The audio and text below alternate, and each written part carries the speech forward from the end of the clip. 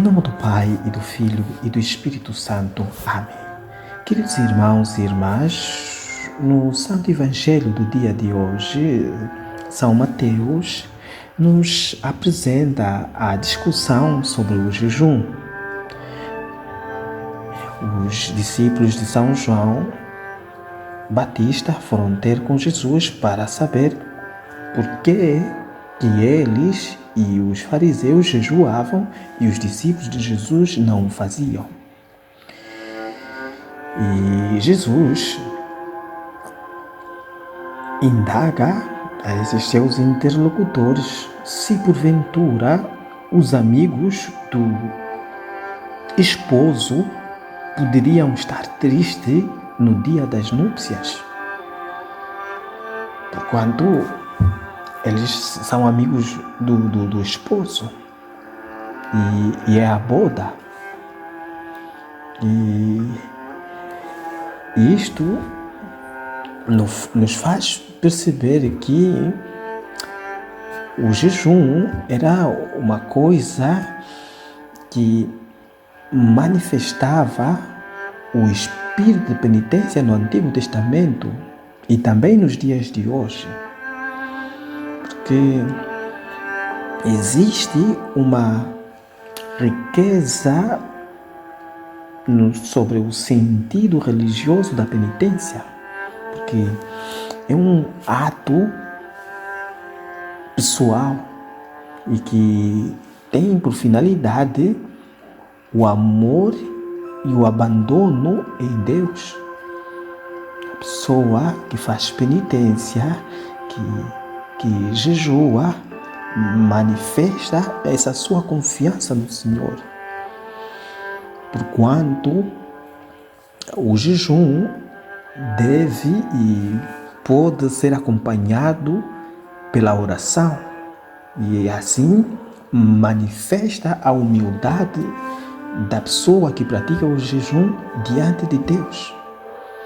Porque aquele que jejua volta-se para o Senhor numa atitude de dependência total. Por isso é que abundam nas Sagradas Escrituras episódios de pessoas a jejuar. É claro que a exigência e a necessidade do jejum não tem causas supersticiosas, como muitas vezes se soe fazer por ali. Porque quando nós jejuamos é porque temos propósitos concretos. Além de que o jejum pressupõe a humildade diante de Deus. Pressupõe um ato religioso e que manifesta o nosso amor e abandono em Deus. Pressupõe tudo isso. É claro que nós podemos jejuar ou praticar essas obras de penitência antes de realizar uma tarefa difícil. Ou, tal como em alguns casos, pode-se jejuar para implorar o perdão de uma culpa. Ou para apelar a Deus, pedir a Deus o fim de uma calamidade. Ou antes de empreender-se uma missão muito importante. Ou pode ter como finalidade exclusiva o próprio encontro com Deus, jejuar-se para estar em Deus, para se encontrar com Deus. Daí que o jejum e as outras práticas de penitência são um apelo para que nós possamos no dia a dia, com gestos de mortificação, poder acolher com bravura as pequenas contrariedades do dia a dia. Por isso é que nós somos chamados a criar esse espírito de mortificação, não ter uma interpretação fatalista de tudo quanto acontece, como às vezes soe acontecer. Não. as pequenas contrariedades, os pequenos contratempos devem ser oferecidos ao Senhor, devem ser dados como uma ferramenta que Deus colocou nas nossas mãos para o nosso próprio aperfeiçoamento.